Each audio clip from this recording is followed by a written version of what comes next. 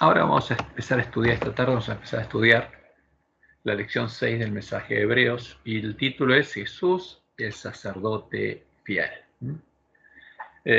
Y vamos a hacer una introducción, porque es importante repasar lo que estudiamos. En el estudio de este trimestre ya diferenciamos claramente al santo, el verdadero Jesús, nuestro hermano fiel, nuestro hermano en la carne, del impostor que busca ocupar su lugar, el anticristo, el Jesús, que es la abominación desoladora, y nosotros que el Dios Hijo de la Trinidad, que no vino a nuestra carne y es el disfraz de Satanás, el disfraz bajo el cual lo empezaron a adorar los apóstatas de la iglesia primitiva, que en el año 313 después de Cristo se unieron a las tropas que levantó Constantino, sabiendo que era un ídolo, y en cuya defensa persiguieron a los miembros de la iglesia del desierto y se embriagaron de la sangre de los mártires de Jesús, como podemos ver claramente en el edicto de Tesalónica del año 380, por el cual la bestia romana empieza a perseguir y asesinar a los cristianos que no adoran al Dios la Trinidad. La semana pasada vimos que el verdadero lugar de reposo, el verdadero reposo, el reposo de la promesa, que se alcanzaba al entrar en el lugar del santuario de Dios, el reposo en el que habían entrado los miembros de la iglesia primitiva y al que el autor de Hebreos estaba llamando a entrar a sus hermanos mientras se dijera hoy, es el reposo de la esclavitud del pecado. Y lo diferenciamos del falso reposo futurista que aparece en nuestra lección. ¿Por qué? Porque Satanás quiere ocultar justamente el verdadero reposo para que nadie pueda entrar en él. Y en el estudio esta semana vamos a estudiar el sacerdocio del verdadero Jesús, el verdadero sacerdote fiel, que oficia en el nuevo lugar del santuario de Dios, en la casa de Dios, la casa que Dios tendría en el nuevo pacto. Y lo vamos a diferenciar del falso sacerdocio del anticristo, el Jesús, el que adora a la bestia, el falso profeta, los lobos que vinieron a nosotros vestidos de ovejas, y en su ceguera también está adorando el ángel de la Odisea. Entonces empecemos por el falso Jesús y el falso sacerdocio. Como un repaso de lo que ya estudiamos en este trimestre, en primer lugar vamos a ver cuáles son los errores que encontramos en nuestra lección. Los errores que provienen de la mesa de Jezabel y son parte de la comida y la bebida de los borrachos. La comida y la bebida que Jesús anunció que estaría en medio de su iglesia y llevaría a los que la comieran y bebieran a hacer lo mismo que los apóstatas de la iglesia primitiva que hicieron la obra de Balaam, a perseguir y golpear a sus consiervos. Por eso Jesús nos dice en Mateo 7, 13 al 15, a nosotros, al pueblo de su iglesia, en la última generación, entrad por la puerta estrecha, porque ancha es la puerta y espacioso el camino que lleva a la perdición. Y muchos adventistas serían los que entran por ella, porque estrecha es la puerta y angosto el camino que lleva a la vida, y pocos son los que la hallan. Guardaos de los falsos profetas que vienen a vosotros con vestidos de ovejas, pero por dentro son lobos rapaces. ¿Por qué estaría la puerta ancha en medio del pueblo antista? Porque los lobos la habrían traído. Los lobos son los que adoran a ese Jesús. Son los discípulos de la puerta ancha. Y la habrían traído a la iglesia adventista para hacer que nosotros entremos por ella, al lugar donde ellos entran. Y por supuesto, Jesús nos dice, no entren por esa puerta. ¿Y qué pasaría? Muchos siervos adventistas estarían justamente comiendo y bebiendo con estos borrachos. Pero si aquel siervo malo dijera en su corazón, mi señor tarda en venir, y comenzara a golpear a sus consiervos y aún a comer y a beber con los borrachos. ¿Borrachos de qué? Del vino de Babilonia. Vendrá el señor de aquel siervo en día que éste no espera y a la hora que no sabe, y lo castigará duramente y pondrá su parte con los hipócritas. Allí será el lloro y el crujir de dientes. Ahora, bien es triste decirlo, pero justamente podemos ver claramente que lo que Jesús anunció se cumple en nuestra lección. Ahora, esto es lo que aparece en la lección del sábado 29 de enero de 2022. En la lección, primera parte de la lección para mañana, justamente. Sábado. No, 29 de enero. Mañana va a ser, ¿qué día? 5 de febrero. Bueno, el versículo de memoria es porque tal sumo sacerdote nos convenía, santo, inocente, sin mancha, apartado de los pecadores y hecho más sublime que los cielos. Ahora, ¿qué dice nuestra lección? Este es uno de los párrafos que aparece el sábado. El pecado causó el abismo que existía entre Dios y nosotros. El problema se agravó porque el pecado también implicaba la corrupción de nuestra naturaleza. Ahora, ¿de dónde viene este concepto? No es bíblico, es una de las doctrinas de Roma. Dios es santo y el pecado no puede existir en su presencia. Por tanto, nuestra propia naturaleza corrupta nos separó de Dios. Al igual que dos imanes en la orientación incorrecta se repelen entre sí. Ahora, ¿qué quiere decir esto? Que Dios nos abominaba y se apartaba de nosotros, nos repelía. Pero esto es una barbaridad, esto es una doctrina romana. Además, nuestra naturaleza corrupta es imposible que como seres humanos obedezcamos la ley de Dios. Ahora, ¿de dónde viene esto? Nosotros ya lo estudiamos, como lo estudiamos en la lección número 4. No es una doctrina bíblica, sino es un dogma de Jezabel, la doctrina que indica. Primero, que el pecado de Adán corrompió su naturaleza, que nosotros heredamos una naturaleza contaminada con el pecado. Nacemos pecadores, somos esclavos de esa naturaleza pecaminosa y seguiremos siendo pecadores hasta que esa naturaleza pecaminosa sea cambiada por otra naturaleza en el tiempo de la segunda venida, lo cual es un gran engaño, porque Jesús dijo que cuando Él venga, ¿qué va a pasar con los árboles que no hayan dado fruto bueno? Van a ser cortados, y eso es lo que quiere Satanás, quiere engañarnos, para que no entendamos el Evangelio, que nuestra naturaleza corrupta impide que obedezcamos la ley de Dios, que nuestra propia naturaleza corrupta nos separa de Dios, que nos repele, como dos imanes en la orientación incorrecta se repelen entre sí. Esa es una afirmación romana, y que Jesús tenía una naturaleza diferente a la nuestra y a la de todos los hijos de Adán. Una naturaleza no contaminada por el pecado, una naturaleza como la de Adán antes de la caída. Esta es parte de la mentira que fue puesta por Roma en lugar de la verdad. Ahora, y podemos ver claramente que la verdadera doctrina bíblica enseña que, primero, Jesús participó de la misma carne y sangre que todos los hijos de Adán. Era hijo de David según la carne. Jesús, el verdadero Jesús, es nuestro hermano en la carne. Así que por cuanto, como lo dice el autor de Hebreos en Hebreos 2.14, y este es el centro del mensaje de 1888, el mensaje que le mostraba al pueblo de Dios por era la puerta por la que debían entrar. Así que por cuanto los hijos participaron de carne y sangre, ¿de qué participamos nosotros? De carne y sangre. Él también participó de lo mismo. ¿De qué participó? De nuestra misma carne y sangre. Y el Jesús que no participa de esto no es el verdadero. Para destruir, o sea, por medio de la muerte, al que tenía el imperio de la muerte, esto es al diablo. O sea, Jesús murió después de haber vencido en nuestra carne. ¿Para qué? Para destruir ese imperio que nos tenía esclavizado, para liberarnos de ese imperio de la muerte. Y leemos en 2 Samuel 7, del 12 al 14, la promesa de Dios: y cuando tus días sean cumplidos y duermas con tus padres, yo levantaré después de ti a uno de tu linaje, el cual procederá de tus entrañas. Tendrá tu carne, será tu hijo según la carne, Dios le dice a David, y afirmaré su reino. Él edificará casa a mi nombre. Él va a ser el varón cuyo nombre se renuevo, que va a edificar el verdadero templo. Y yo afirmaré para siempre el trono de su reino. Yo le seré al Padre, y él me será a mi hijo. Y como Pablo dice en Romanos 1.3, acerca de su Hijo, nuestro Señor Jesucristo, que era del linaje de David según la carne. Era hijo de David según la carne. Por eso es nuestro hermano en la carne. Si hubiera tenido otra carne, no sería nuestro hermano. No podría llamar a los hijos de Adán sus hermanos. A pesar de ello, a pesar de tener nuestra carne, Jesús siempre fue un cordero sin mancha de pecado, porque los hijos no llevan ni heredan el pecado ni la culpa por el pecado de sus padres. No heredan una naturaleza contaminada ni con el pecado ni con la culpa por el pecado de Adán ni el de sus padres. Por eso sabemos que lo que dice nuestra lección es una mentira, traída de la mesa de los borrachos. El alma que pecare, esa morirá. El hijo no llevará el pecado del padre. ¿Los hijos de Adán llevaban el pecado de Adán? No. y los hijos de Adán llevaban el pecado de su abuelo. No.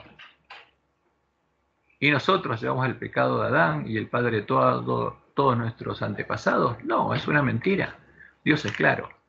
El hijo no llevará el pecado del padre. Por eso sabemos que lo que dice nuestra lección es una mentira.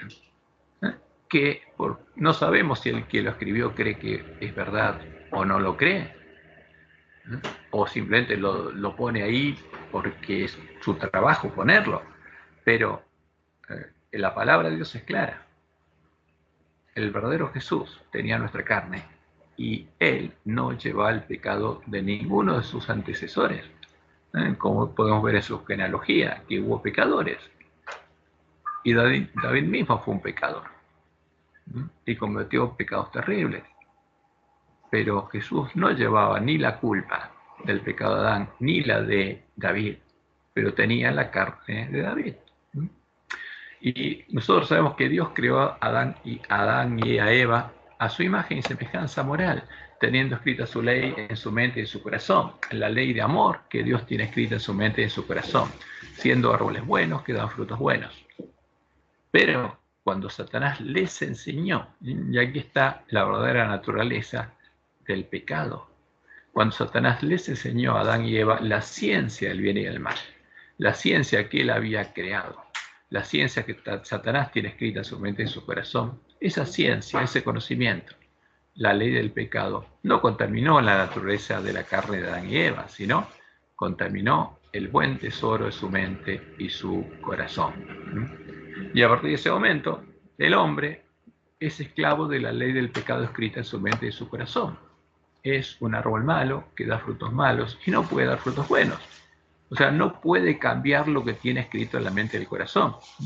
Como leemos en Mateo 12:35, el hombre bueno, del buen tesoro del corazón, saca buenas cosas. ¿Qué dice Jesús?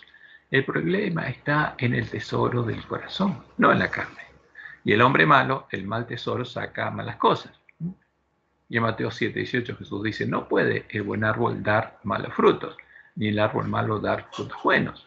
O sea, ¿qué fruto da? Un fruto acorde a lo que tiene escrito en la mente y el corazón. Por eso, los que tienen escrita la ley de Dios son siervos de la justicia y dan frutos buenos. Y los que tienen escrita la ley de Satanás en la mente y el corazón son siervos de la maldad, del pecado y dan frutos malos y no pueden dar otro fruto. Y nosotros recibimos y aprendemos la ley del pecado de nuestros padres. Y así llega a ser el mal tesoro de nuestros corazones, un mal tesoro que se va perfeccionando en la maldad, ¿no? Porque esa maldad no está en nuestros genes, está en nuestra mente, en nuestro corazón. Y como dice Pedro en 1 Pedro 1, 18 al 19, el objetivo de Jesús de morir por nosotros en el lugar en el que estábamos, en el reino del príncipe de este mundo, era liberarnos de la esclavitud. Porque él no tenía por qué morir ahí. ¿No? Pero lo hizo para morir en nuestro lugar, para nosotros pudiéramos vivir en lugar de él, sabiendo que fuisteis rescatados de vuestra vana manera de vivir, la cual recibisteis ¿de quién? De vuestros padres. ¿De dónde lo aprendimos? De nuestros padres. No con cosas corruptibles como oro o plata, sino con la sangre preciosa de Cristo, como un cordero sin mancha y sin contaminación. Entonces, ¿para qué murió Jesús? No murió para ofrecer un sacrificio a Dios, como vamos a ver que dice nuestra lección. Murió para rescatarnos de ¿qué? De la esclavitud en la que vivíamos. Jesús, como el primogénito entre muchos hermanos, fue el primer hijo de Adán que fue engendrado por Dios y volvió a tener la ley de Dios escrita en la mente y el corazón. Fue el primer hijo de Adán que, teniendo nuestra carne, reflejó plenamente la imagen de Jesús. Y esto es lo que quiere negar la doctrina de Roma, ¿no? Como dice el Salmo 48, me complazco en hacer tu voluntad, oh Dios mío, y tu ley está en medio de mi corazón. Entonces, ¿qué pasaba con Jesús si tenía un buen tesoro en el corazón? Iba a hacer buenas obras. De él no podríamos esperar ver un mal fruto. Y Satanás lo tentó en todo lo posible para hacerlo caer, para contaminar su mente y su corazón. Pero nunca llegó a tener nada en Jesús, ¿no? Y justamente el plan de redención de Dios es la promesa de redimir y liberar a los hombres de la esclavitud del pecado y transformarlos a su imagen, escribiendo nuevamente su ley en sus mentes y sus corazones, circuncidando sus corazones, como lo empezó a hacer con los miembros de la iglesia primitiva, solucionando el verdadero problema que estaba y está en lo que tenemos escrito en la mente y el corazón, como él lo anunció en Jeremías 31:33. Pero este es el pacto que haré con la casa de Israel después de aquellos días, dice Jehová.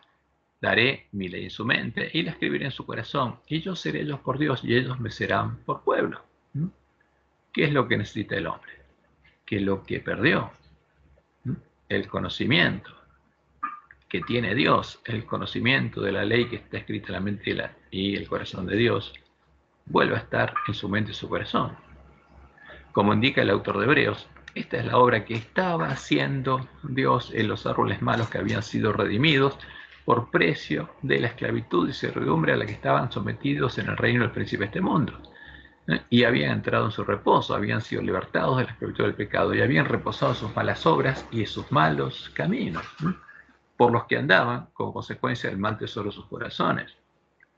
Y leemos en Hebreos 10, del 15 al 17, porque el autor de Hebreos hace referencia a la promesa del nuevo pacto y nos atestigua lo mismo al Espíritu Santo, porque después de haber dicho, este es el pacto que haré con ellos, después de aquellos días, dice el Señor, pondré mis leyes en sus corazones y en sus mentes las escribiré.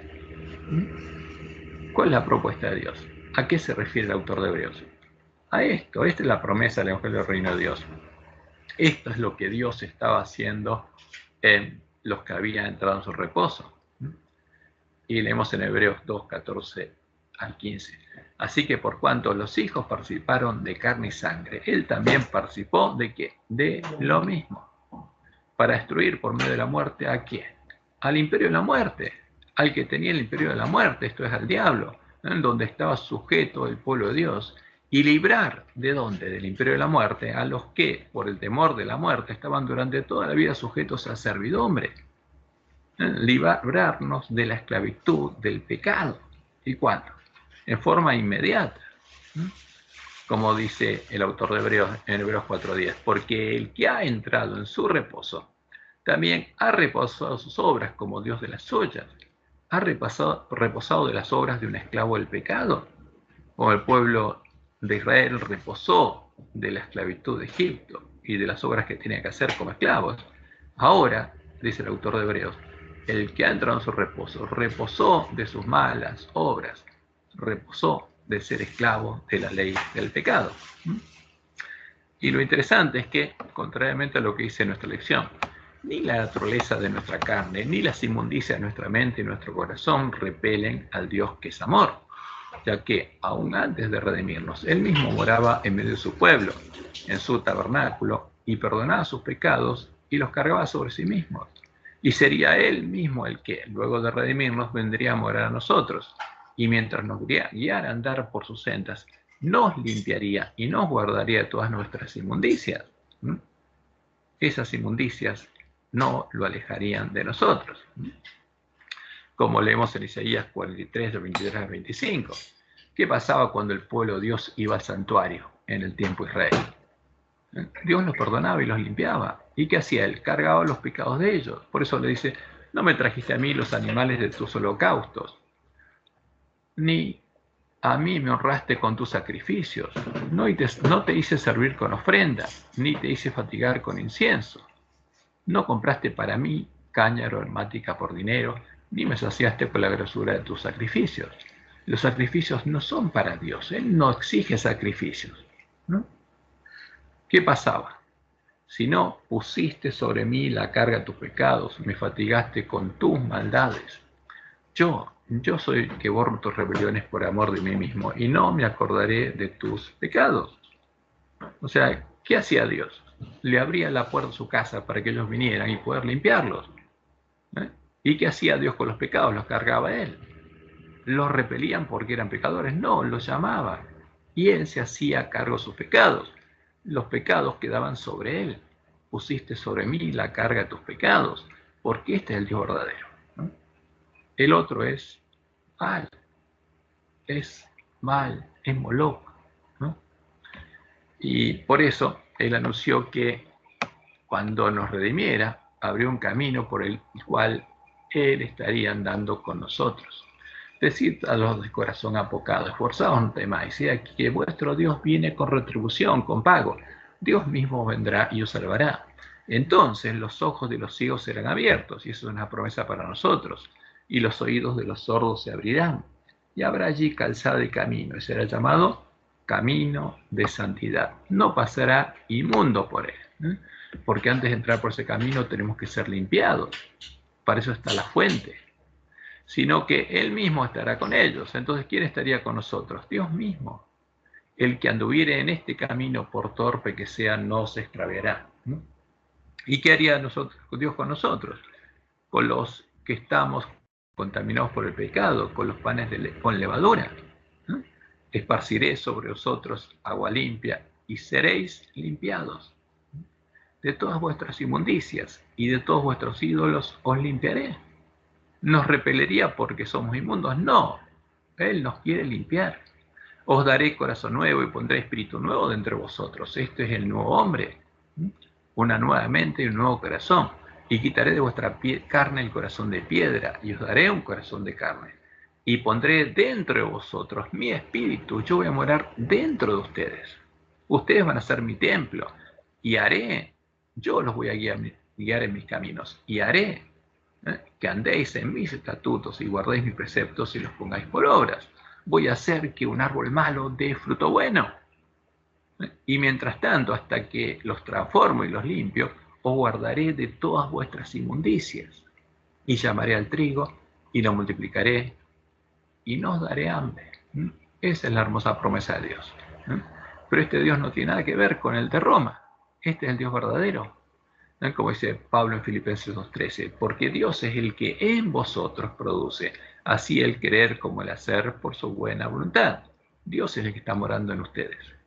Y Él, de acuerdo a su promesa, hace que anden en sus estatutos y guarden sus preceptos y los pongan por obra. Y como Dios mismo lo anunció, el Jesús que no tendría nuestra carne y sangre sería el falso Jesús, el anticristo. Profecía que se cumple en Jesús definido en las doctrinas de Jezabel, ¿no? Como leemos en 1 Juan 4, 1 al 3. Amados, no creáis a todo espíritu, sino probad a los espíritus si son de Dios, porque muchos falsos profetas han salido por el mundo. En esto conoced el Espíritu de Dios. Todo espíritu que confiesa que Jesucristo ha venido en carne es de Dios. Y todo espíritu que no confiesa que Jesucristo ha venido en carne, como el de Roma, como el de los lobos, no es de Dios. Y este es el espíritu del anticristo, el cual vosotros habéis oído que viene y que ahora ya está en el mundo. Y al haber un falso Dios y un falso Jesús, tiene que haber un falso sacerdocio. La existencia de un falso Dios modelado a imagen de Zeus, a imagen de Moloch, Baal, el Dios Padre que exige el castigo de la deuda de los pecadores, y de un falso Jesús, modelado a imagen de Apolo Mitra, el Dios Hijo de los paganos, siempre va acompañada de un falso evangelio y un falso sacerdocio, llevado adelante por los que interceden para aplacar la ira de el Dios Padre enojado, ¿no? Del Dios de Babilonia que está enojado. Este es el evangelio y el sacerdocio que están reflejados en la comida y la bebida de la mesa de Jezabel. La comida y la bebida que, como Dios lo había anunciado, también ha llegado a nosotros. En el libro La Trinidad, de Casa Editora Sudamericana, encontramos el fundamento de las declaraciones de nuestra lección. Para nuestros teólogos, la justicia de Dios requiere castigo por el pecado. Solo se satisface con el castigo por el pecado.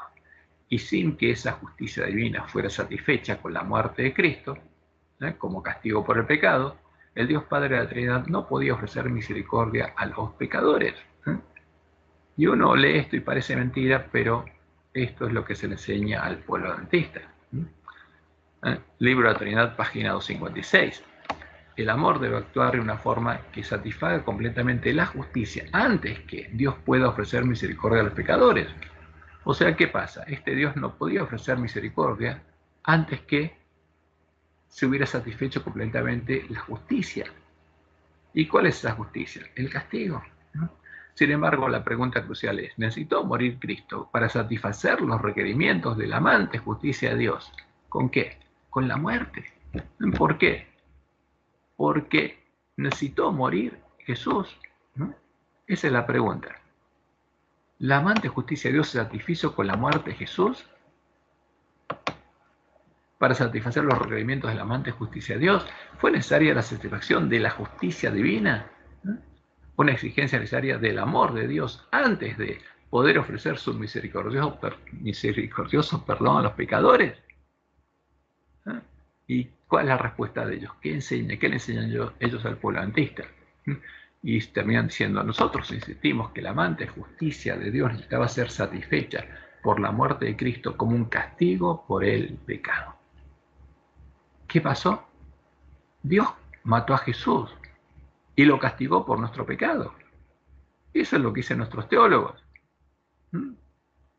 Y es terrible, porque ese es Baal, ese es Moloch, no es Jehová.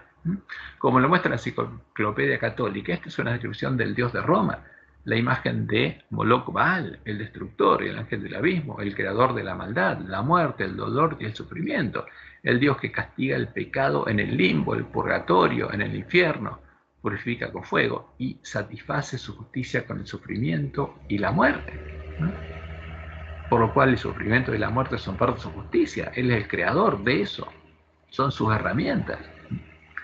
¿Y qué leemos aquí? En el uso teológico, infierno es un lugar de castigo después de la muerte. ¿Por qué? Dios creó un lugar para castigar, incluso después de la muerte. Los teólogos distinguen 4 significados del término infierno. Infierno, en el sentido del término, estricto, o lugar de castigo para los condenados, sean estos demonios u hombres. El limbo de los infantes, limbus parvulorum, donde son confinados y padecen cierto tipo de castigo aquellos que murieron con solo el pecado original y sin pecado mortal. O sea, por heredar una naturaleza contaminada por el pecado de Adán, Dios los manda a ese limbo eternamente y los castiga. Y Roma también creó el limbo de los padres, limbus patrum, en donde las almas de los justos que murieron antes de Cristo esperaban su admisión al cielo, pues mientras tanto el cielo estaba cerrado para ellos como castigo por el pecado de Adán. Y esto es lo que afirman nuestros teólogos, que dicen que antes que se satisfaciera su justicia, Dios no podía ofrecer misericordia, ¿no? Porque están presentándonos al Dios de Jezabel, al Dios de Roma, a Baal. Y está el purgatorio, donde los justos que mueren en pecado venial o que aún tienen una deuda de la pena temporal por el pecado, son limpiados por el sufrimiento antes de su admisión al cielo.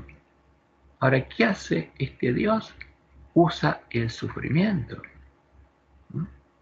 la consecuencia del pecado, porque el sufrimiento, el llanto, el clamor y el dolor no van a existir más cuando se aparezca el pecado, porque eso es parte del pecado.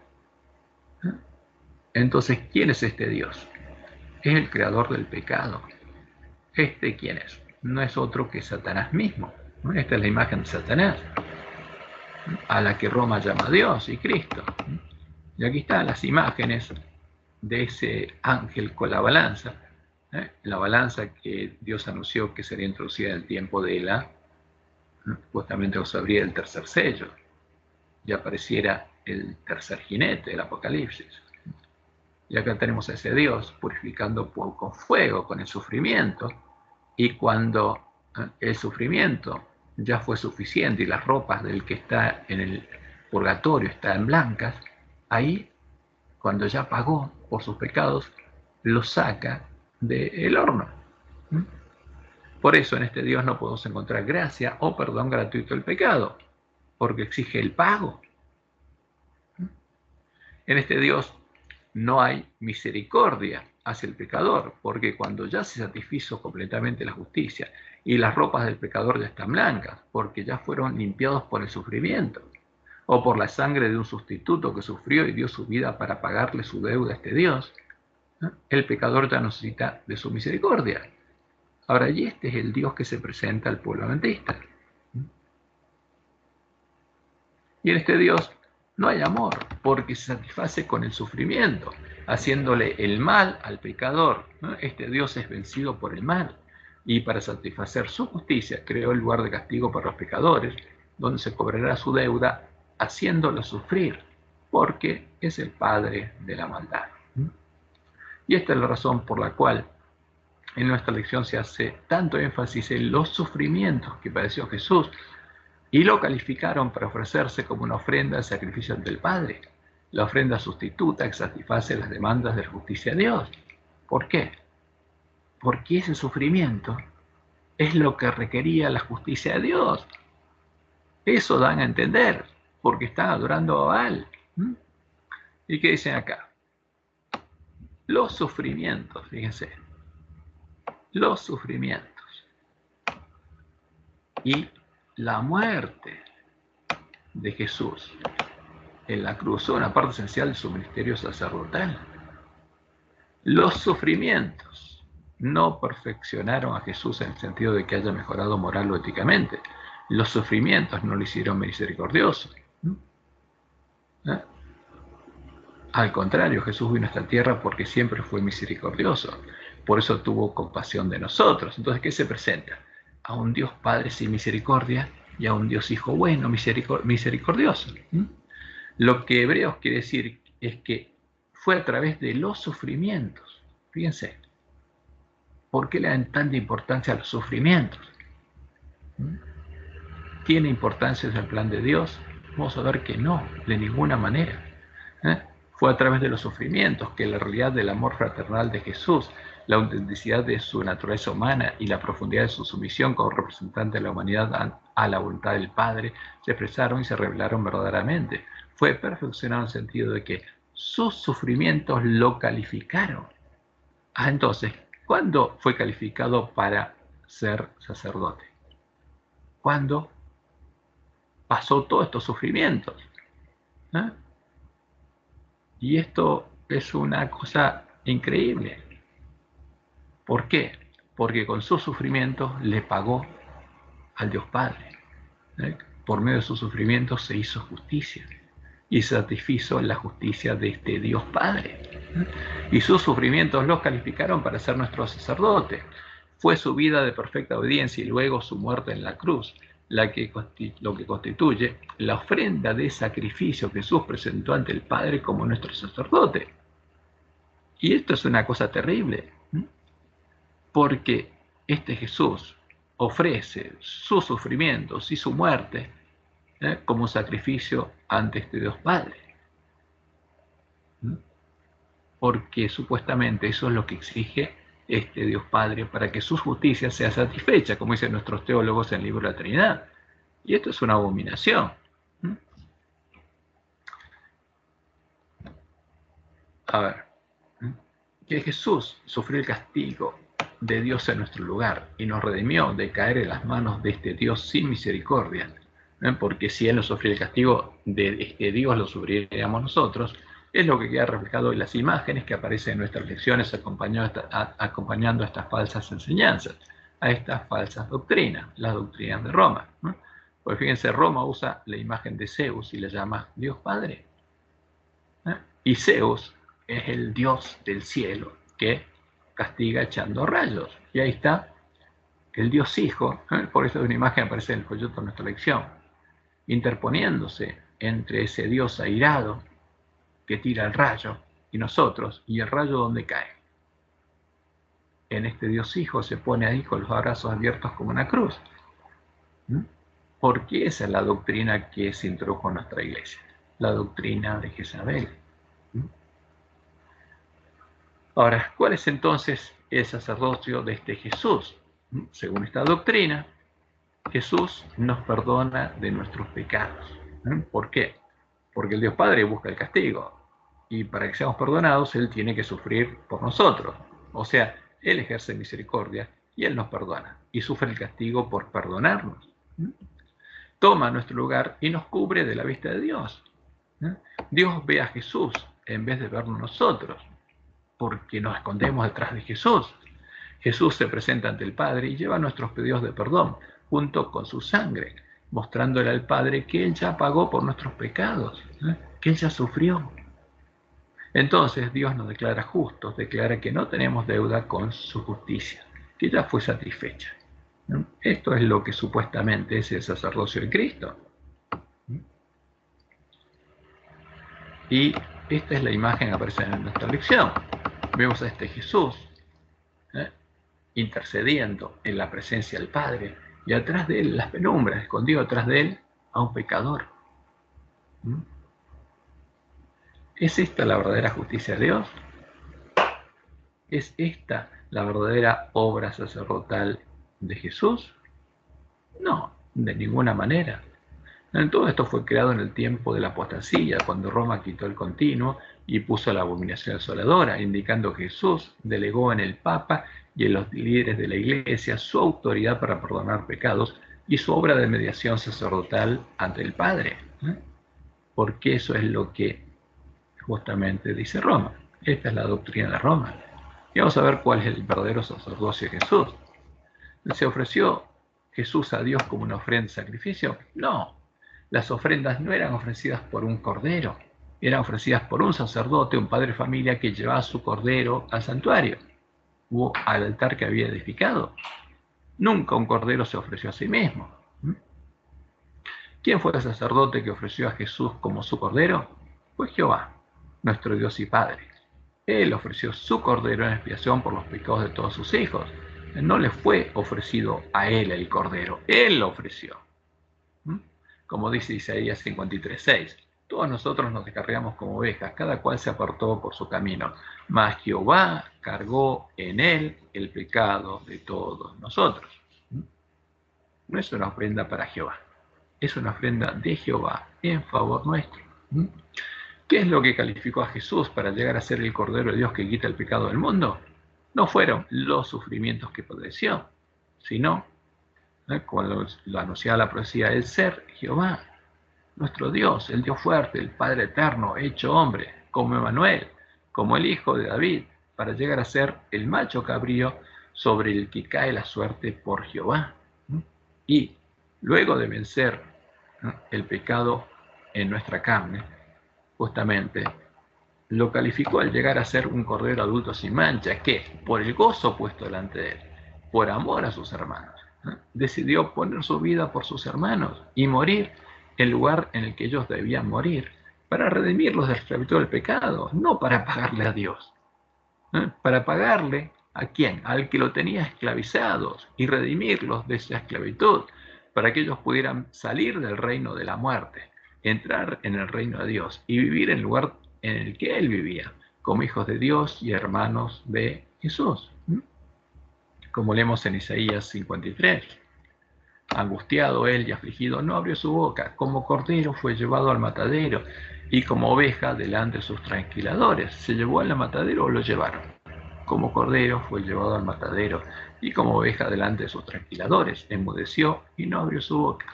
Por cárcel y por juicio fue quitado, y su generación, ¿quién la contará? Porque fue cortado de la tierra de los vivientes, y por la rebelión de mi pueblo fue herido. Y se dispuso con los impíos su sepultura, más con los ricos fue su muerte, aunque nunca hizo maldad, ni hubo engaño en su boca. Con todo eso, Jehová quiso quebrantarlo. ¿Quién lo ofreció? Jehová. Por eso Jesús es el Cordero de Dios. Jehová quiso quebrantarlo, sujetándole a padecimiento. Cuando haya puesto su vida en expiación por el pecado, porque tenía que ponerla voluntariamente, verá linaje. Este es el pacto de Dios con el Mesías, con la simiente de Abraham. Cuando haya puesto su vida en expiación por el pecado, verá el linaje, vivirá por largos días, y la voluntad de Jehová será en su mano prosperada. Verá el fruto de la aflicción de su alma, y quedará satisfecho. Por su conocimiento justificará a mi siervo justo a muchos, y llevará las iniquidades de ellos. Por tanto, yo le daré parte con los grandes, y con los fuertes repartirá despojos, por cuanto derramó su vida hasta la muerte, y fue contado con los pecadores, habiendo él llevado el pecado a muchos, y orado por los transgresores. Y por eso, de ese modo, Dios anunció cuál sería la verdadera justicia, cuál es su verdadera justicia, y cuál es el verdadero sacerdocio. El primer sacerdote que hubo en la tierra, el que puso en marcha el plan de redención y ofreció la primera ofrenda en el primer altar, cuando Adán y Eva pecaron, fue Jehová. nuestro Dios y Padre. Él tuvo que sacar de su casa, de su reino, del jardín del Edén, que era una extensión del Edén del cielo, a los nuevos árboles malos, que ahora, como Satanás, conocía la ciencia del bien y del mal, y tenía escrita la ley del pecado en sus mentes y sus corazones. Tuvo que dejarlos afuera de su templo, en el que había llegado a ser el reino del príncipe de este mundo, la gran ciudad que se llamaba Babilonia, Sodoma de Egipto, simbolizada por el atrio del santuario, donde estaba el altar del sacrificio, símbolo del lugar donde nosotros, los esclavos del pecado, debíamos vivir y morir, el lugar donde moriría el verdadero Cordero de Dios. Entonces, ¿dónde hizo el altar? Fuera del Edén, fuera de su casa. Y por eso, como Dios lo anuncia en la profecía, ese atrio donde estaba el altar, donde murió Jesús, es un símbolo del reino del príncipe de este mundo. Y ahí se ofrecían los sacrificios. O sea, el pueblo de Dios que estaba ahí en el reino del príncipe de este mundo, ofrecía sacrificios a Dios. Y ahí estaba Dios, cuando ellos lo invocaban, para perdonarnos sus pecados.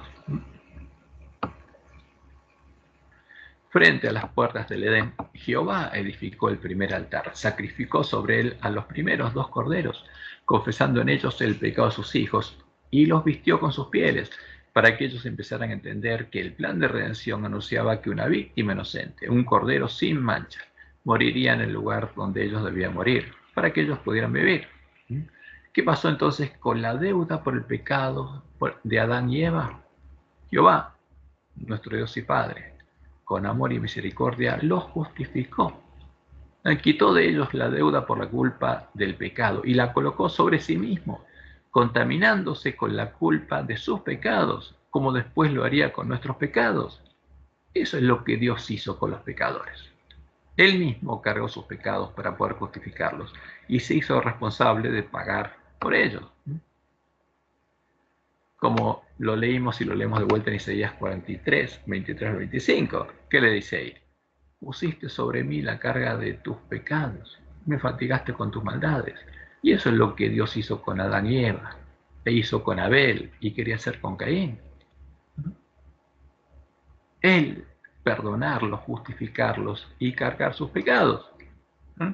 Simbólicamente Jehová trasladó la culpa del pecado de sus hijos a su templo, a su casa, contaminándola con la culpa por el pecado, haciéndose el responsable de pagar la deuda por los pecados perdonados a sus hijos, para que el lugar santuario pueda ser purificado en el día del juicio, en el día de la expiación, y él pueda ser declarado justo en su juicio, porque él y sus hijos van a ser juzgados por toda la obra desarrollada durante el plan de redención. ¿Qué hizo Dios? ¿Ejerció misericordia? Por supuesto que sí. El dios de Roma, Moloch, ¿ejerció misericordia? No, no podía, porque exigía castigo. Pero ese, el Dios Padre de la Trinidad, no es el Dios verdadero, es un ídolo, como lo es el Dios Hijo de la Trinidad y el Dios Espíritu Santo de la Trinidad. ¿Cuál sería la justicia de Dios? ¿Cómo podría Dios pagar por todos los pecados perdonados a sus hijos y trasladados al santuario?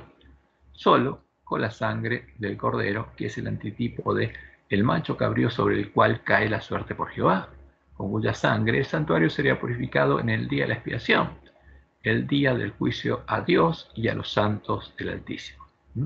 Además, para ser declarado justo en su juicio, Jehová solo podría perdonar a los hombres que se arrepintieran de sus pecados, fueran ante él siguiendo el camino establecido en la ley de la gracia y los confesaran, como lo hizo David, porque solo podría perdonar al que realmente estuviera arrepentido de sus pecados, como leemos en Salmos 51 del 1 al 5. Ten piedad de mí, oh Dios, conforme a tu misericordia, conforme a la multitud de tus piedades, borra mis rebeliones, lávame más y más de mi maldad y límpiame de mi pecado, porque yo reconozco mis rebeliones y mi pecado está siempre delante de mí. Contra ti solo he pecado y he hecho lo malo delante de tus ojos. ¿Y por qué hacía David esto? Como él lo dice, para que seas reconocido justo en tu palabra. Porque eso es lo que dice la palabra de Dios. Y David estaba siguiendo el camino establecido en la palabra de Dios, en la ley de la gracia, para que seas reconocido justo en tu palabra y tenido por puro en tu juicio, porque Dios sería juzgado por haber perdonado a David y por haber perdonado a Adán y Eva y por perdonarnos a nosotros. Como dice Isaías 5:16, porque Jehová de los ejércitos será exaltado en juicio, el Dios santo será santificado con justicia. ¿Por qué? Porque Él también tiene que ser santificado. El santuario tiene que ser purificado de los pecados que carga, porque Dios es responsable de todos los pecados perdonados a sus hijos. Y Él también necesitaba tener una justicia con la cual ser limpiados sus pecados, porque hasta que no manifestara su justicia, seguiría siendo responsable y no habría pagado por nuestras deudas. Y en Levíticos 16, del 8 al 9, leemos los siguientes. Y echará suertes Aarón sobre los dos machos cabríos. Una suerte por Jehová, uno es un símbolo de Jehová, y otra suerte por Azazel, el otro es el símbolo de Satanás. Y hará traer a Aarón el macho cabrío sobre el cual cayere la suerte por Jehová, y lo ofrecerá en expiación.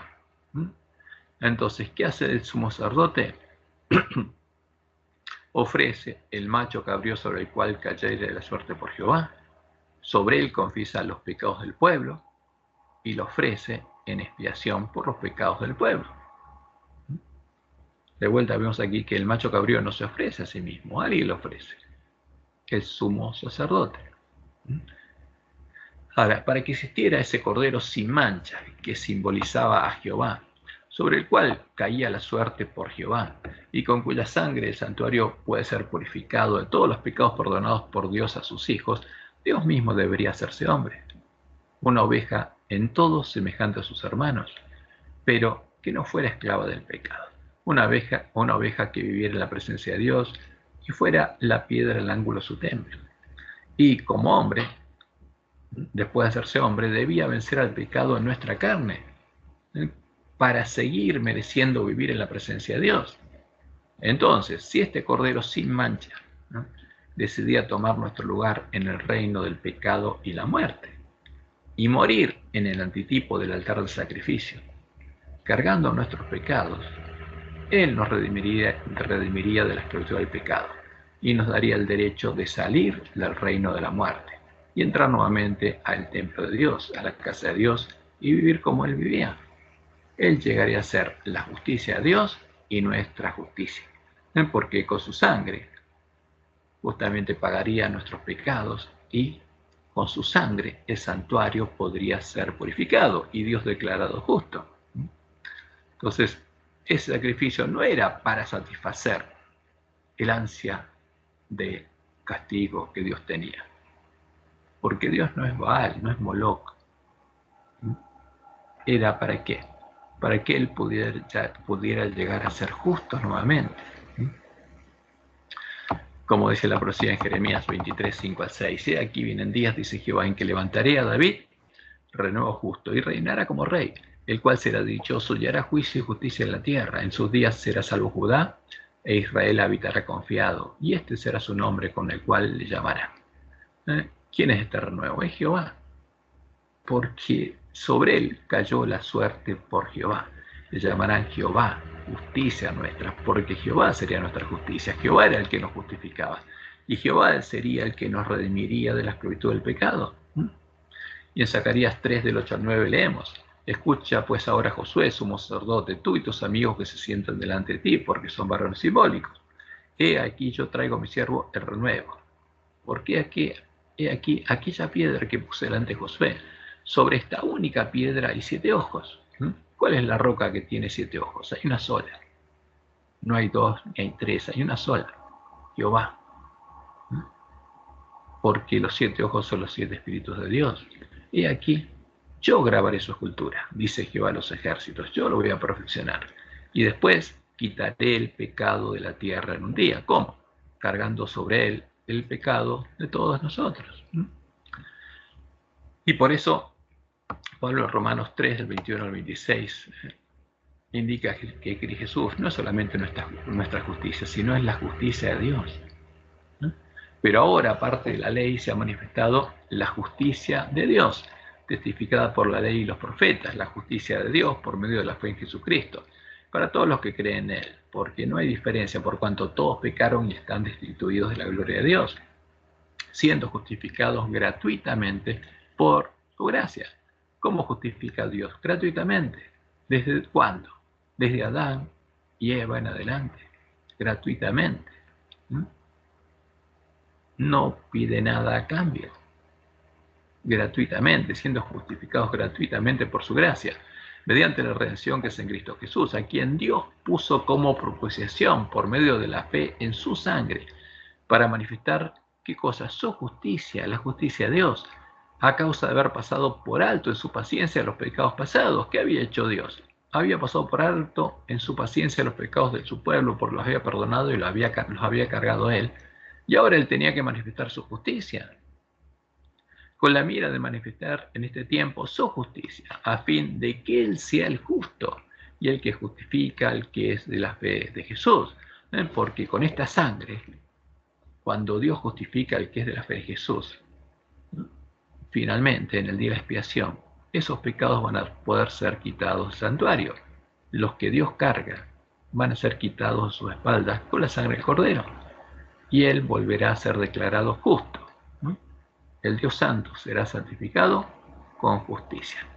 Como Dios le mostró a su pueblo en la primera Pascua, celebrada en Egipto, para que Él pudiera liberarlos del antitipo de Egipto, el reino de la muerte y el pecado, su Cordero de Pascua debía morir en medio de Egipto, en el reino del dragón, para que Él pudiera pintar los postes y el dintel de la puerta de su casa con la sangre de su Cordero, preparar la cena de Pascua e invitar a todos los hombres que están en medio de la gran ciudad que se llama Babilonia, Sodoma de Egipto, a salir de ella y a entrar por las puertas de su casa y ser liberados de la esclavitud del pecado.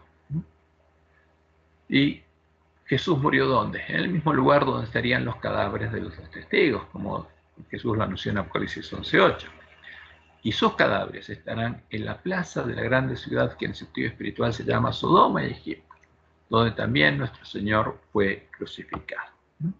¿Por qué? Porque los gentiles se apoderarían del atrio, como dice Apocalipsis 11:1 y 2.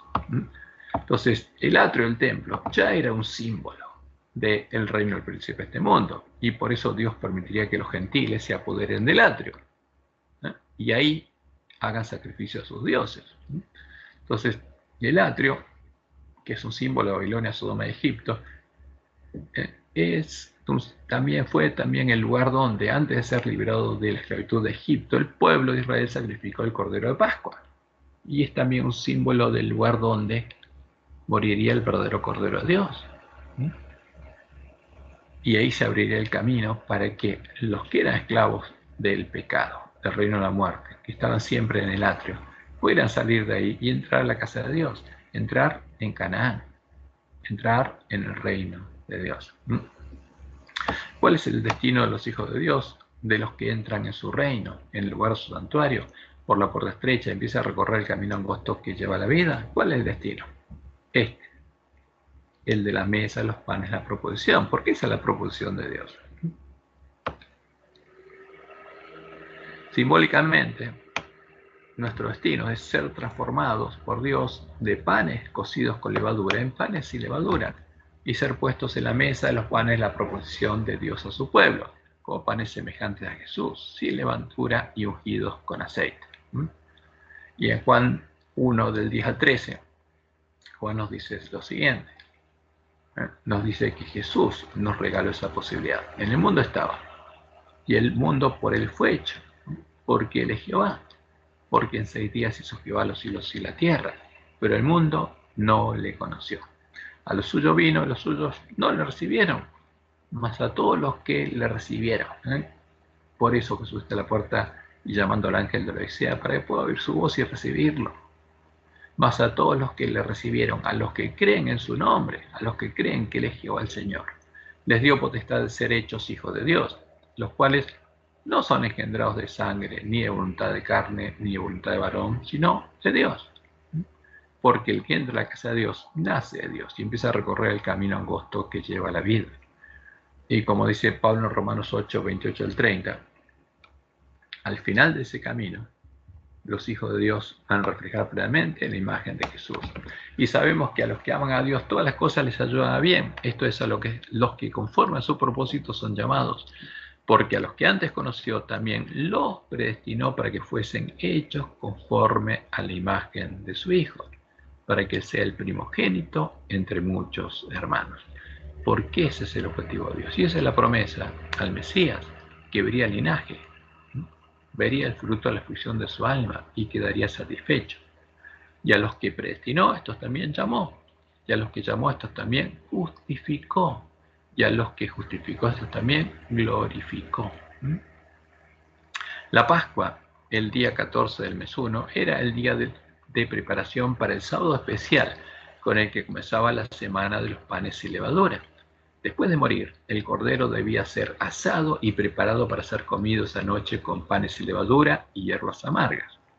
Como le indica Pablo, Cristo es nuestro cordero de Pascua, que murió en la Pascua, como lo anunciaba la profecía, para que, después de entrar en la casa del padre de familia que sacrificó su cordero, nosotros podamos comerlo y ser transformados en una nueva masa sin levadura, semejante a Jesús, como leemos en 1 Corintios 5:7. Limpiaos, pues, de la vieja levadura, para que seáis nueva masa, sin levadura, como sois, porque nuestra Pascua, que es Cristo, ya fue sacrificada por nosotros. ¿Y quién la sacrificó? Dios la sacrificó por nosotros. ¿Y quién preparó la cena? Dios preparó la cena. Como leemos en Colosenses 1:12-14, porque ellos ya no estaban más en el reino del príncipe de este mundo, no estaban más en el atrio, habían sido trasladados al reino de Dios, al reino de Jesús, con gozo dando gracias al Padre que nos hizo aptos para participar de la herencia de los santos en luz, el cual nos ha librado de la potestad de las tinieblas, nos ha librado del reino de Satanás, donde estábamos en el atrio del templo, donde murió Jesús, y nos ha trasladado al reino de su amado Hijo, en quien tenemos redención por su sangre, el perdón de los pecados. Y esa era la verdad de la iglesia primitiva, no vivían más en el atrio, no eran más esclavos del pecado, habían sido liberados. Y por eso, lo que Dios hizo cuando libró a su pueblo de Egipto y lo llevó a Canaán, lo libró de la esclavitud física en Egipto, en la primera Pascua, cuando murió el primer cordero de Pascua en Egipto. Y los padres de familia prepararon su casa y la cena de Pascua, y los que deseaban ser liberados de la esclavitud entraron en la casa, cuya puerta estaba pintada con la sangre de cordero, y comieron la cena de Pascua, cordero asado con panes y levadura y hierbas amargas. Eso justamente es lo que ocurrió ahí, y los que creyeron a Dios e hicieron esto fueron liberados, y finalmente los que tuvieron fe entraron a Canaán cuando Josué les dio el reposo. ¿Por qué? Porque Dios los llevó a la tierra prometida a Abraham. Y Josué les dio el reposo a los que finalmente por fe entraron a Canaán y reposaron de la esclavitud física, pero seguían siendo esclavos del pecado y necesitaban ir continuamente al santuario simbólico, llevando sus ofrendas simbólicas para obtener el perdón de los pecados. ¿Por qué? Porque espiritualmente seguían siendo esclavos de Egipto. Estaban en el atrio y no podían salir de ahí, no podían pasar de ahí. Y en ese tiempo había un sacerdocio simbólico y sacrificios simbólicos. Pero ellos necesitaban una nueva liberación para entrar en un nuevo reposo, el reposo prometido a Abraham y a su simiente, el reposo del que habla el autor de Hebreos. ¿Y qué pasaría en ese tiempo? Eso ocurriría cuando viene el Mesías y muriera en el antitipo Egipto y del atrio del templo, que es el Egipto espiritual, el reino del príncipe de este mundo, moría en nuestro lugar. Y la liberación de Egipto es el tipo de la liberación de la esclavitud espiritual, de ser siervos de la ley del pecado escrita en nuestra mente y en nuestro corazón.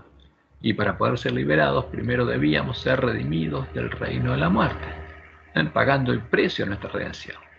Y por eso Dios ofreció su cordero, para pagar el precio de nuestra redención. No a él, sino ¿quién? Al que nos tenía esclavizados. Y debía morir un cordero en cuanto a carne y sangre, en todo semejante a sus hermanos, pero sin pecado, sin mancha de pecado. Alguien que no fuera esclavo del reino de la muerte.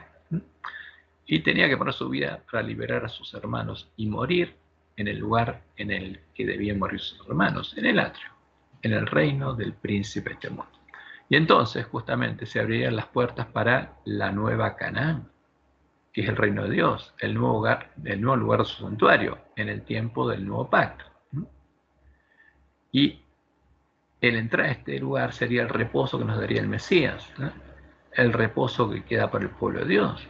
Y la liberación de la esclavitud del pecado la alcanzarían los que entraran en su reino.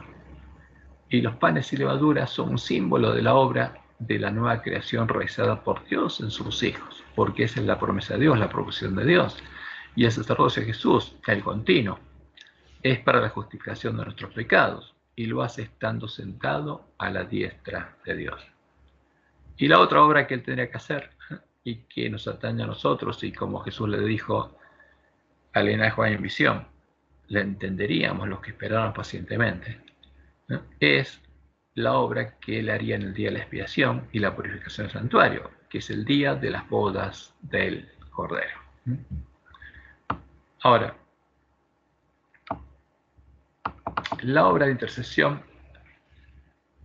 de Jesús tenía varias características únicas, y las vamos a repasar porque esto es importante. Y vamos a ver algunas cosas interesantes. Primero, Jesús no era de la tribu de Leví, sino era de la tribu de Judá, y fue nombrado por Dios sacerdote para siempre, y no sumo sacerdote, como aparece en Hebreos. Sacerdote para siempre según el orden de Melquisedec, como dice el Salmo 110:4. Juró Jehová y no se arrepentirá. Tú eres sacerdote para siempre, según el orden de Melquisedec, ¿no? Y en Hebreos 6, 19 al 20 leemos otra cosa, la cual tenemos como segura y firme ancla del alma, y que penetra hasta dentro del velo. ¿Por qué? Hasta la presencia de Dios, donde Jesús entró por nosotros como precursor, hecho, y acá en vez de dejar los sacerdotes, como dice el Salmo, hecho, le agrega un sumo, hechos sumos sacerdotes para siempre según el orden de Melquisedec. Ahora, pero acá hay un problema. Jesús es sacerdote, no es sumo sacerdote. ¿Quién es el sumo sacerdote? ¿Qué hace el sumo sacerdote en el día de la expiación? ¿Qué hace con el macho cabrío sobre el que cae la suerte por Jehová? El sumo sacerdote, ¿qué hace? Confiesa sobre él, carga sobre él la carga de nuestros pecados. Y esa es la obra que hizo Dios en su Cordero.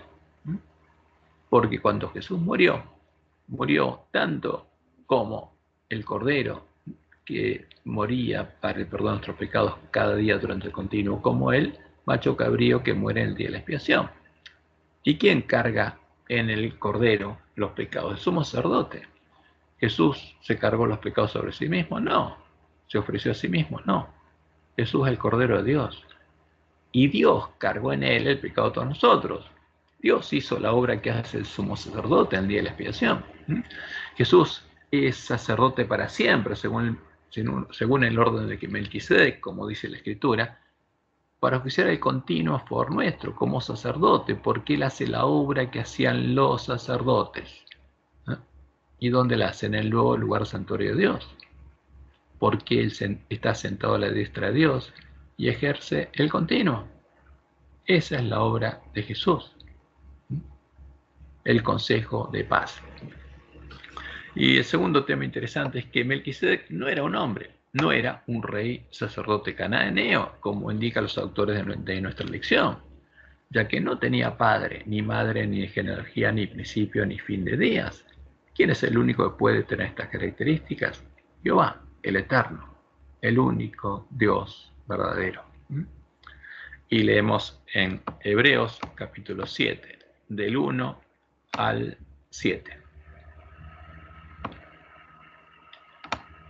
Porque este Melquisedec, rey de Salem, sacerdote del Dios Altísimo, que salió a recibir a Abraham, que volvía de la derrota de los reyes, y le bendijo, a quien asimismo dio a Abraham los diezmos de todo, cuyo nombre significa primeramente rey de justicia, y también rey de Salem, esto es rey de paz, sin padre, sin madre, sin genealogía, que ni tiene principio de días ni fin de vida, ¿Quién es el que no tiene principio ni fin y que es el alfa y el omega?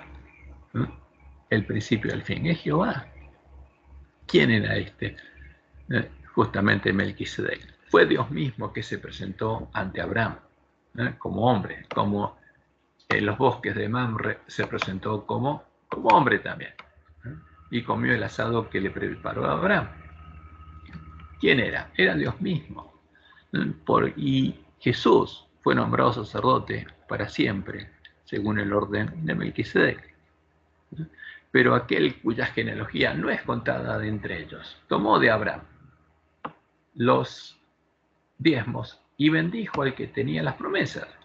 Y sin discusión alguna, el menor es bendecido por el mayor, porque Melquisedec, el eterno, es mayor que Abraham. Ahora, ¿cuál es? Y por supuesto, de ese modo Dios se identificó a sí mismo, e identificó a Jesús. Por Jesucristo, ¿quién es? Es Dios mismo hecho hombre, es Emmanuel, es Dios con nosotros. Como dice Pablo en 1 Timoteo 3:16, ese es el misterio de la piedad. Dios mismo se hizo hombre y como hombre es nuestro mediador, porque hay un solo Dios y un solo mediador entre Dios y los hombres, Jesucristo, hombre. Ahora, ¿cuál es la obra de intercesión de Jesús? No consiste en perdonar pecados, ya que el único que lo hace es Dios, sino en hacer la obra que hacían los sacerdotes durante el continuo, presentando ante Dios nuestros pedidos de perdón durante el Consejo de Paz. Y lo hace sentado a la diestra de Dios. Y Él es el que también ofrece incienso junto a nuestras oraciones. Y leemos en Mateo 6, del 9 al 13. Vosotros pues oraréis así: Padre nuestro que estás en los cielos, perdona nuestras deudas. ¿Quién es el que perdona? Jehová. Y como leemos en Hebreos 5, del 7 al 10, y Cristo en los días de su carne, ofreciendo ruegas y súplicas con gran clamor y lágrimas al que le podía librar de la muerte, fue oído a causa de su temor reverente, y a causa de, aunque era hijo, por lo que padeció, aprendió la obediencia. Y habiendo sido perfeccionado, o sea, habiendo, como Dios dice, sido pulida la piedra del ángulo de su templo, habiendo llegado a reflejar plenamente la imagen de Dios, habiendo tenido el nombre de Dios escrito en la frente, vino a ser autor de eterna salvación para todos los que le obedecen, y fue declarado por Dios, no somos sacerdotes, sino sacerdotes según el orden de Melquisedec. Y por eso Pablo dice en Romanos 33, 8, 33 y 34, ¿quién acusará a los escogidos de Dios? Dios es el que justifica. ¿Quién es el que condenará? Cristo es el que murió. Más aún, el que también resucitó, el que además está a la diestra de Dios, el que también intercede por nosotros.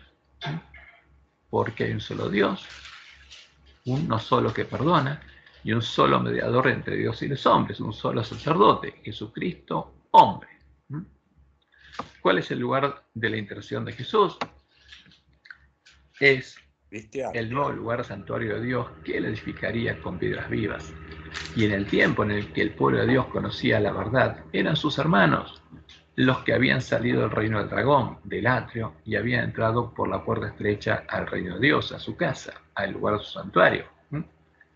Como leemos en Zacarías. Sí. Es muy interesante eso que acabas de decir. Y fíjate la intencionalidad de decir que Jesús es sumo sacerdote. Ajá. Porque precisamente ellos precisan, valga la redundancia, que Jesús sea el que perdona los pecados, no el Padre. Entonces, hacen jugar la figura de sumo sacerdote para ellos poder practicar el jesuitismo, como decís vos, y decir que el que perdona el pecado es Cristo. Y con eso lo enganchan con todas las demás cosas, ¿no? Interesantísimo, la verdad. Además de eso, para ocultar la obra que hizo el hombre de pecado, ¿por qué hizo el hombre de pecado? ¿Quitó el continuo? Claro. ¿Pero qué dicen? No, Jesús no realiza el continuo, hace la obra de expiación, es sumo sacerdote. No, Jesús es sacerdote para siempre, y su obra es el continuo, la obra que quitó el hombre de pecado. Porque eso es lo que hicieron las tropas que levantó el rey del norte. Bueno, por eso hay muchas cosas ahí que cuando uno empieza a entender la profecía y pone línea sobre línea todas las cosas, se da cuenta de por qué lo hicieron. Porque tiene un propósito todo. Pero como Dios ¿El la salmo bendice... cuál era? ¿Qué? ¿Qué salmo es el que dice que lo hizo sacerdote según el orden Melquisedec? El 119, ¿no? Salmo 110, versículo 4. Así, Juró 110, Jehová gracias. y no se arrepentirá. Tú eres sacerdote para siempre, según el orden de Melquisedec. Porque, y bueno, ese es el tema. Ahora, ¿cuál es el lugar del santuario de Jesús? ¿Dónde oficia en nosotros? ¿No? Como leemos en Zacarías 6, del 12 al 13. Y la verdad es diciendo, así ha hablado Jehová de los ejércitos, diciendo, he aquí el varón cuyo nombre se renuevo, el cual brotará de sus raíces, el renuevo Jehová, y edificará el templo de Jehová. Porque el templo edifica a Jesús. El templo que fue echado por tierra por el hombre pecado es el templo que edifica a Jesús, y en ese templo lleva adelante el continuo. Él edificará el templo de Jehová. ¿Y quién llevará gloria a Jehová? Y Jehová se sentará y dominará su trono, y habrá sacerdote a su lado. Por eso Jesús sentaría a la diestra de Dios, y consejo de paz habrá entre ambos. Ahora, ¿cuál es ese templo? Ese es el templo formado por piedras vivas, porque Dios pondría su trono en cada piedra viva, como dice el autor de Hebreos. Y Moisés, a la verdad, fue fiel en toda la casa de Dios, como siervo, para testimonio de lo que se iba a decir, pero Cristo como hijo sobre su casa, la cual casa somos nosotros. O sea, ¿dónde oficia Jesús? En nosotros. Por eso intercede en nosotros con gemidos indecibles, como dice Pablo en Romanos 8. Si retenemos firme hasta el fin la confianza y el gloriarnos en la esperanza. Y como dice Pablo a los Efesios, y vino y anunció las buenas nuevas de paz a vosotros que estabais lejos y a los que estaban cerca, porque por medio de él, los unos y los otros, los judíos y los gentiles, tenemos entrada por mismo espíritu al Padre, a la presencia de Dios. Así que ya no sois extranjeros ni advenedizos, sino conciudadanos de los santos y miembros de la familia de Dios, edificados sobre el fundamento de los apóstoles y profetas, siendo la principal piedra al ángulo Jesucristo mismo, en quien todo el edificio, bien coordinado, va creciendo para ser un templo santo en el Señor, en quien vosotros también sois juntamente edificados para morada de Dios en el Espíritu, porque la iglesia de Cristo era el templo de Dios y Dios moraba en cada piedra viva. Y por eso Pablo le dice a los griegos de Corinto, en 2 Corintios 6:16, ¿y qué acuerdo hay entre el templo de Dios y los ídolos? Porque vosotros sois el templo del Dios viviente. ¿Quiénes? Sus hermanos, los miembros de la iglesia primitiva. Como Dios dijo, habitaré y andaré entre ellos, seré su Dios y ellos serán mi pueblo. Por eso, en Romanos 8, Pablo vuelve a decir, y es claro, mas vosotros no vivís según la carne, sino según el Espíritu. Si es que el Espíritu de Dios mora en vosotros. ¿Qué Espíritu de Dios?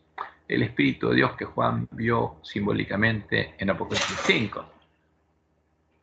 Los 7 Espíritus de Dios. Pero justamente dice alguno, no tiene el Espíritu de Cristo, no es de él, porque el Espíritu de Dios es el Espíritu que tiene el Cordero inmolado, porque tiene los 7 Espíritus de Dios enviados por toda la tierra, por eso el Cordero es omnipresente. Y si alguno no tiene el Espíritu de Cristo, no es de él. Pero si Cristo está en vosotros, ¿dónde estaba Jesús? En los miembros de la iglesia primitiva. Por eso era la cabeza de la iglesia y todos ellos estaban unidos a Cristo. Y Cristo estaba en ellos. Y eran de Cristo porque Cristo moraba en ellos. Y si alguno no tiene el Espíritu de Cristo, no es de él, no es cristiano. Porque el verdadero cristianismo el verdadero cristiano es el que está unido a la vid. Y Cristo está en él. Pero si Cristo está en vosotros, el cuerpo en verdad está muerto a causa del pecado, más el espíritu vive a causa de la justicia. Y si el espíritu de aquel que levantó de los muertos a Jesús mora en vosotros, ¿no? El que levantó de los muertos a Cristo Jesús vivificará también vuestros cuerpos mortales por su espíritu que mora en vosotros. O sea, ¿quién estaba morando en ellos? Dios, nuestro Dios y Padre. Por eso Jesús dijo en Juan 15:1, yo soy la vid y mi Padre es el labrador. ¿No? Porque todos los que son guiados por el Espíritu de Dios, estos son hijos de Dios, nacieron de Dios y viven en su presencia. Pues no habéis recibido el espíritu de esclavitud para estar otra vez en temor, sino que habéis recibido el espíritu de adopción, por el cual clamamos Abba, Padre. ¿Cómo le decimos a quién? A Dios. Si somos hermanos de Jesús, ¿cómo le decimos? Papá, dice. Abba, Padre, papá le decimos, ¿eh? Porque somos sus hijos y hermanos de Jesús. Y en adelante sigue siendo, y de igual manera el Espíritu nos ayuda en nuestra debilidad. Pues, ¿qué hemos de pedir como conviene? Lo sabemos, pero el Espíritu mismo intercede por nosotros con gemidos indecibles. ¿Quién intercede por nosotros? En nosotros. Cristo. ¿Quién está en nosotros? Cristo. Porque si no, no somos de Él. Porque el Espíritu que mora en nosotros, Él, la presencia de Dios y la presencia de Cristo. Porque es el Cordero inmolado que está sentado a la diestra de Dios. Y Él intercede por nosotros con gemidos indecibles. Por eso, si alguien nos pregunta, ¿quién es el Espíritu que intercede por nosotros y en nosotros ante el Padre, con gemidos indecibles? Y la respuesta es clara. Es Jesús, su Cristo, hombre glorificado. Él es el que está sentado a la diestra de Dios en el templo del nuevo pacto. Y es el único mediador entre Dios y los hombres. No hay otro. Como leemos en Apocalipsis 5:6. Y miré y vi en medio del trono y de los 4 seres vivientes y en medio de los ancianos, vi que en medio del trono y de los 4 seres vivientes y en medio de los ancianos estaba en pie un cordero como inmolado que tenía 7 cuernos, símbolo de ¿qué? De autoridad, y 7 ojos, los cuales son los 7 espíritus de Dios enviados por toda la tierra. O sea, ¿quién tiene el Espíritu de Dios? Y ahora es omnipresente, porque donde está el Espíritu de Dios, la presencia de Dios, Él también está. Este Cordero, este hombre, que ahora también fue glorificado y tiene los 7 ojos, ¿no? Que son los 7 Espíritus de Dios enviados por toda la tierra. Y donde está el Padre, Él también está. Por eso dijo, el que me recibe a mí, recibe al que me envió. Y como dice Pablo, porque hay un solo Dios y un solo mediador entre Dios y los hombres, Jesucristo, hombre. Entonces, ¿quién es el que intercede con gemidos indecibles? Jesucristo, hombre. Este Cordero que tiene los 7 ojos y es omnipresente. Y cuando Dios viene a morar a nosotros, Él también viene con su Padre. Porque esa es la realidad que vivía la iglesia primitiva. Ese es el Espíritu que moraba en ellos. Por eso eran templos del Espíritu Santo de la promesa. Y por medio de ese Espíritu moraba Jehová, y a su lado se sentaba en su trono, ¿quién? Nuestro mediador, Jesucristo hombre, nuestro hermano, la cabeza de la iglesia. Este es el lugar santuario de Dios que tiene que ser reedificado y al que somos llamados a entrar por la puerta estrecha, mientras aún se encuentra abierta, mientras se dice hoy, para que seamos hechas columnas en el templo de Dios. Como dice el autor de Hebreos, en Hebreos 3, 14 y 15, porque somos hechos participantes de Cristo, con tal que retengamos firme hasta el fin nuestra confianza del principio, en tanto que se dice, si oyereis hoy su voz, no endurezcáis vuestros corazones como en la provocación. Este es el llamado a Dios. Y Jesús lo repite el ángel de la Odisea, estoy a la puerta y llamo. Y mientras te estoy llamando, es tiempo de gracia, aún se dice hoy. Pero va a llegar el tiempo en que voy a dejar de llamarte. Por eso es importante que nuestros hermanos escuchen este mensaje hoy.